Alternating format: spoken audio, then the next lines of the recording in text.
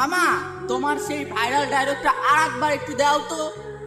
Doctor সাহেব, স্ত্রীর ডেলিভারির সময় স্বামীকে ডেলিভারি রুমে যেতে দিন, যাতে সে কোনোদিন বলতে না পারে তুমি আমার জন্য কি করেছো। যখন সে তার প্রসব বেদনার যন্ত্রণাটা দেখতে পাবে, তখন সে বুঝতে পারবে তাকে বাবা ডাক শোনানোর জন্য একটা মেয়ে কতটা কষ্টের শিকার হয়।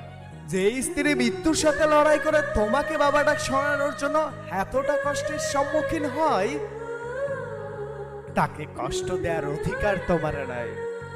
নারী, তুমি পারো বটে, শত অবহেলা সহ্য করার পরও তারপরও সকলকে খুশি করার জন্য আপ্রাণ চেষ্টা করে যাও।